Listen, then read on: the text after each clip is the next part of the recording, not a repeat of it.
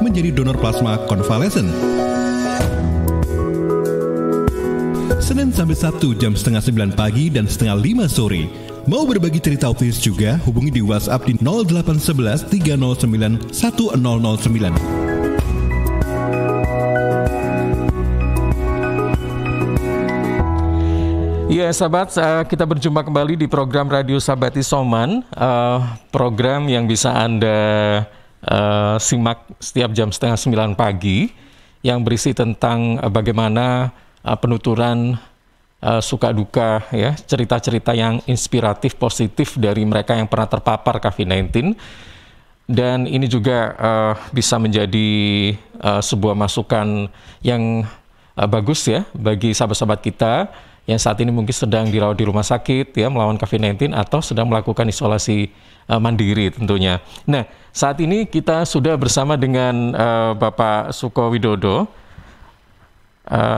Awalnya agak kaget juga saya ya mendengar Pak Suko Widodo ini ternyata juga pernah terpapar gitu. Beliau ini aktif dikenal sebagai pakar komunikasi dan media publik, juga aktif sebagai dosen di Universitas Airlangga Surabaya. Baik, Assalamualaikum, selamat pagi Pak Suko. Selamat pagi pendengar Suara Sidoarjo. Iya, aduh senang sekali saya mendengar suara Pak Suko ya dari beberapa hari kemarin dan sekarang bisa meluangkan waktunya gitu ya untuk bercerita gitu ya, memberikan ya sekedar bisa jadi saran, wejangan atau mungkin juga cerita-cerita positif buat kita semuanya yang yang ini saat ini sedang dirawat di rumah sakit atau sedang isolasi mandiri gitu. Iya, Pak Suko apa kabar pagi hari ini? Alhamdulillah sehat Pas. Sehat ya. Nah, ini bisa cerita dong Pak, awal mulanya saat terpapar COVID-19 ini kapan, kemudian pada saat itu apa yang dirasakan ya? Kalau Pak Suko ini kayaknya banyak yang ini ya, membantu kayak. Jadi mungkin so easy gitu loh ya, untuk handle it gitu, handle ini apa segala permasalahan gitu. Apakah memang seperti itu atau oh enggak, ternyata di lapangan itu beda dengan apa yang dibayangkan gitu. Gimana ini Pak Suko, monggo. Ya, saya kira Mas Ilham sudah membaca ya. Kita tahu bahwa problem problem dunia dan kita tidak pernah punya pengalaman menghadapi pandemi. Bahkan saya pun juga terus belajar berhadapi ini. Meskipun saya sendiri itu sebenarnya saya ini tim Satgas Pusat untuk perubahan perilaku. Oh iya. Perilaku, saya nyusun prosedur-prosedur tentang bagaimana menghadapi COVID ini. Semua dalam pencarian, Mas. Saya juga kontak dengan teman-teman Australia, Singapura, Inggris, dan saya juga belajar. Mereka juga mengalami kebingungan. Nah, mungkin karena nama saya Mas Ilham Suko itu kan senang ya. Jadi, awal ketika saya kena itu juga apa ya? Ini mungkin pengalaman buat teman-teman ya. Pertama, memang kejujuran itu menjadi kunci menghadapi pandemi di COVID ini. Saya ini orang yang saya punya anak 3, laki-laki semua. Paling kecil itu kan mahasiswa, dia sering seperti anak muda lainnya kan cangkruk di warung kafe, suka ngopi kayak saya lah, jadi saya tidak bisa marah. Jadi menemani masyarakat. Nah, saya sudah ingatkan, hati-hati loh, ini COVID itu bisa anak muda. Nah, pada tanggal 28 Juni itu anak saya itu merasa flu itu.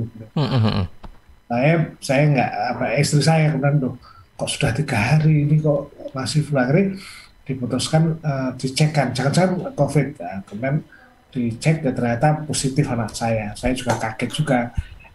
Detik pertama saya marah itu, oh kamu ini sudah diingatkan masih nekat terus. Tapi istri saya ingatkan, tidak sampai 2 menit saya sadar, oh ya, saya harus menghadapi dengan kenyataan bahwa oke, itu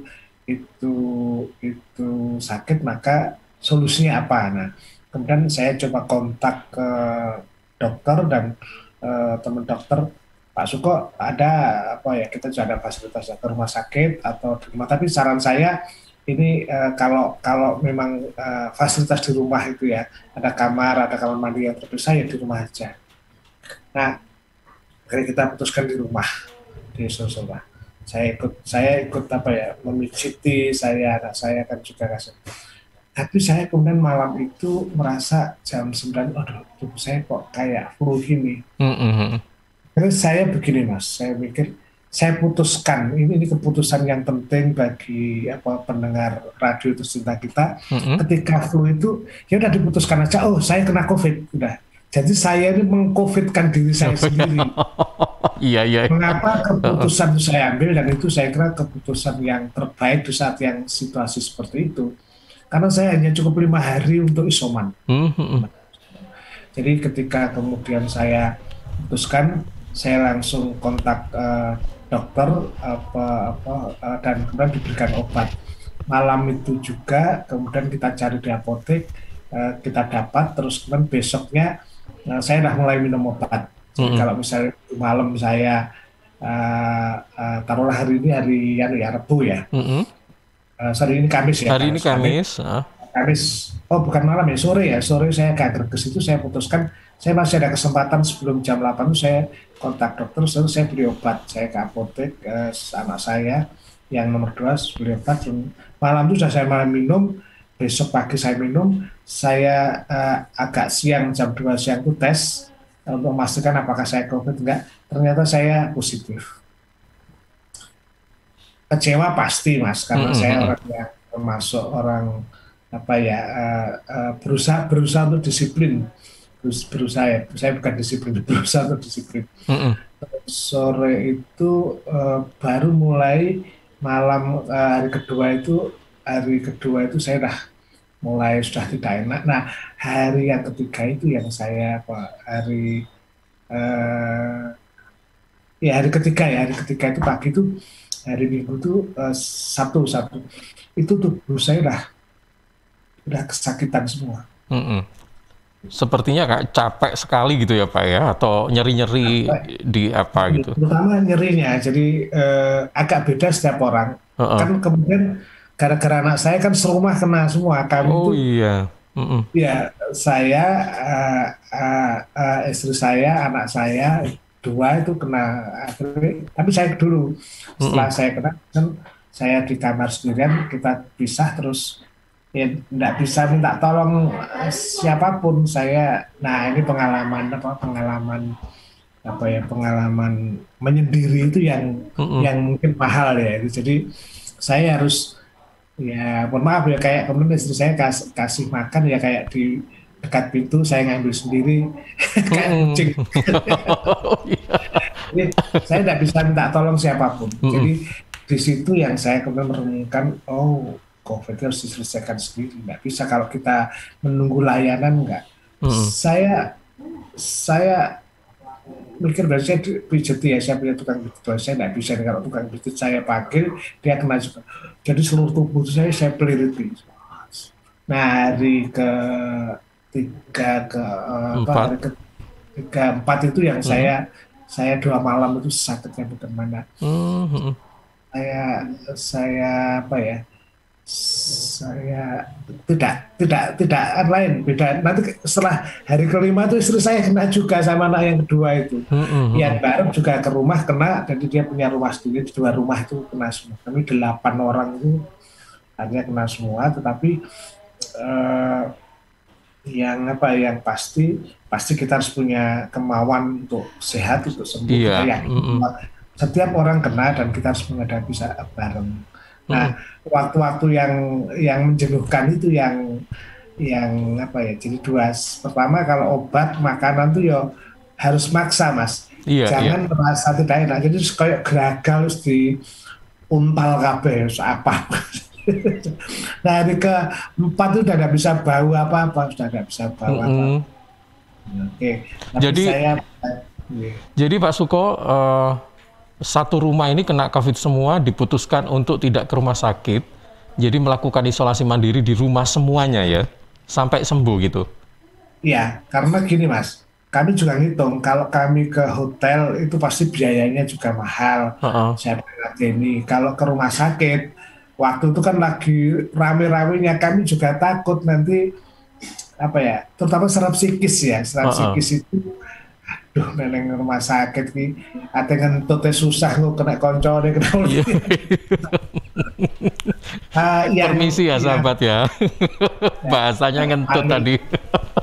Itu sepele. Saya berinteraksi dengan orang baru sekarang.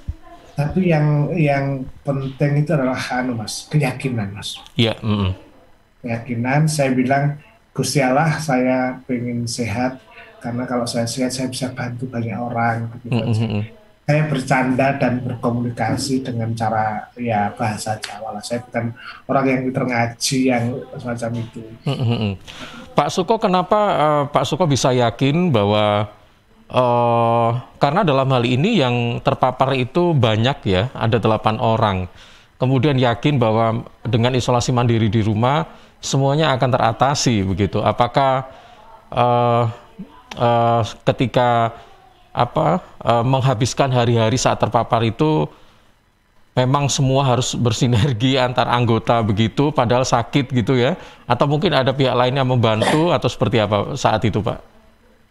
Kami ada 2 rumah, Mas. Jadi anak saya sudah keluarga.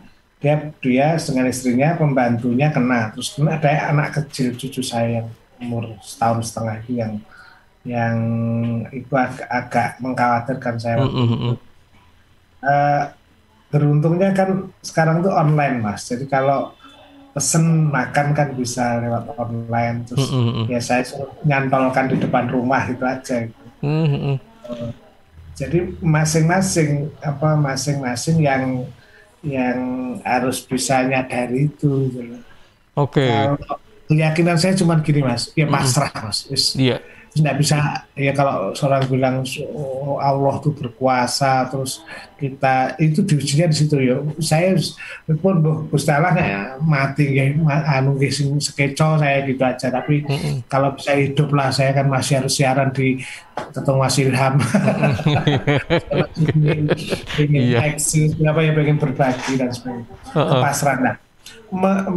Membunuh waktu istilahnya, menghabiskan waktu. Satu, pasti ponsel saya matikan. Jadi saya kan punya grup WhatsApp. Saya tidak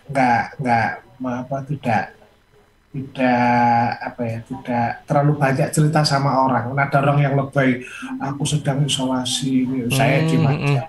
Saya secukupnya aja, tak lihat kalau enggak ada yang cuma Pak Suko kemana kok enggak muncul? Iya ini saya lagi lembur ngetik gitu aja sudah. Alasannya gitu. Terus orang sakit. Sama ini Mas. Kalau di dalam Islam itu kan sebaik-baik kawan adalah buku sebetulnya ya. Nah karena sekarang buku nggak ada, ya adanya internet. 2 hal yang saya nikmati yaitu saya nonton wayang dan menikmati drama Korea. Waduh, ini sebenarnya sangat berbeda jauh ya. Satu selera tua, satu selera muda. Ya Pak ya? Ya, saya kan habis nonton wayang juga jenuh juga ya nonton beberapa bilang dalangnya udah mati semua juga.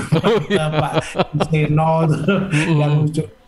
Terus saya saya tiba-tiba ini ada film, coba saya nyari film Hollywood yang mengharukan, film Korea. Saya ada film namanya Fair Lady atau apa, wah kok lumayan kacau juga, drakor saya juga nggak suka, tapi terus saya nonton ketoprak barat ya, film-film kolosal itu menghabiskan. Malah nggak nonton komedi ya Pak? Ya yang wayangnya itu komedi juga. Kalau nonton komedi Indonesia kan saya lebih lucu dari mereka. Saya ini, jadi penasaran ini, ingin nonton Pak Suko. Sama ini Mas, kalau orang kan harus caring, harus bergerak. Bisa Mas, kalau tubuhnya lagi kemengkape, gak kuat mau jalan. Iya, benar itu. Ayo caring, saya nggak kuat ya, saya udah nikmati pasrah Mas, terutama pasrah. Tapi ya tetap dengan ikhtiar obat itu. Obat apa aja Mas, jadi mulai obat yang terus dari dokter, jamu, sambil toto, sambil bledek, apa sak emplok. Iya. Sama denger radio lagu-lagu Mas. Pak Suko, dari 8 pasien yang ada di rumah, mungkin yang paling parah dan yang paling tidak parah itu siapa ya? Kira-kira? Saya paling tidak parah, tapi yang parah istri saya. Istri saya butuh waktu 14 hari. 14 hari. Tapi rata-rata pada saat terpapar hingga proses penyembuhan dan recovery ini menghabiskan waktu lebih dari 2 minggu ya Pak ya? Pasti, terutama istri saya itu kan kena tipes, sehingga ya ketika saya sehat saya gantilah. Saya kan hobi saya kebetulan masak, Mas. Jadi, saya ini pokoknya spesial sambal, jadi saya yang saya masak, yang masak dan saya untuk anak-anak. Oke, berarti Pak Suko waktu itu sembuh lebih dulu ya Pak ya? Ya, saya kan cukup 5 hari itu sudah bisa merasakan, hari ke-6 itu sudah bisa mandi segar, sudah sudah. Kan saya selama 5 hari di kamar aja dan hanya mandi dengan keluar aja di kamar mandi, terus mandi saya ke toilet, mandi minyak kayu putih itu, Mas. Oke, baik. Pak Suko, saya ingin tahu nih Pak, anggapan Bapak terkait COVID ini penyakit apa sih sebenarnya? Ini saya jadi juga agak berpikir gitu ya, ini virus yang membuat dampak yang luar biasa gitu ya. Karena baru kali ini saya jumpai kita tidak bersekolah 2 tahun. Dan seperti apa sih Pak penyakitnya itu, kayak apa sih kalau menurut Bapak dengan yang pernah Bapak alami sendiri itu? Ya, namanya virus pasti ini ada makhluk baru, makhluk asing ke tubuh kita. Saya mengibaratkan seperti influenza, Mas. Mengibaratkan ya. Yeah. Jadi kalau misalnya kan ada virus, tubuh kita sedang tidak sehat, misalnya kehujanan lah. Hujanan kan virus ada di mana-mana. Nah, ketika kita kedinginan, tubuh kita pasti menyesuaikan. Nah, berjuang dengan kedinginan itu masuk, maka kita bisa drop. Nah, ini kan baru, belum dikenal, sehingga kalau belum dikenal berarti belum tahan semuanya. Kalaupun tahan, itu juga pasti ada seberapa dia tahan. Iya. Hanya kan vaksin itu kan memberikan latihan agar kita latihan bisa dicoba dalam tubuh tertentu, terus kalau sudah dilatih kan dia outdoor-nya jadi kuat. Menurut saya vaksin ini kalau obatnya ya belum ditemukan. Influenza itu kan bertahun-tahun baru ketemu, misalnya merek-merek tertentu ya. Tapi kan yang ini belum ada, jadi memang belum ada obatnya. Satu-satunya cuman ya tubuh kita yang, makanya kan saya juga Mas, karena perilaku saya mati orang yang di Sidoarjo, Surabaya, dan orang yang di desa. Coba kalau masih dalam jalan-jalan ke Pacet, ke Madiun, itu kan petani-petani itu jarang yang kena, karena dia terus berkeringat. Saya tahu, bertanya, kan saya juga sedang meneliti di Madiun itu banyak yang terkena. Teman saya malah kena duluan ya. Itu karena dia kan mutasi, pokoknya ketularan orang tua itu jadi takmir masjid dan dia diatur di masjid, karena kegiatan di desa yang paling kerumunan itu kan di masjid misalnya. Nah, itu yang kemudian nularnya di situ itu yang kemudian bisa berpotensi besarnya dari situ. Terus tradisi masyarakat kita itu kan tradisi namanya komunal. Jadi mulai yasinan, buruh, dan sebagainya. Acara kan selalu karena kita suka gotong royong bareng, disitulah kemudian ini berbeda dengan prokes yang harus menjaga jarak, ya macam itu. Nah, ini yang saya kira mungkin harus ada kombinasi, kita tetap bergaul, beryasinan ke surau, masjid, tetapi prokesnya tetap. Nah, ini yang pembiasaan pakai masker kayak Mas Ilham ini kan juga agak gampang. Saya kadang-kadang gak tahan untuk buah. opo sih iki gitu. Suko. Ngomongannya gak ketok lambe ini. Iya. Opo gitu loh. Gak lego itu rasanya. Kita mau ketawa mau senyum gak kelihatan ya Pak. Iya, iya Pak Suko, setelah melewati kurang lebih 5 hari ya melawan COVID-19 ini, adakah yang berubah dari dalam diri Pak Suko, Pak?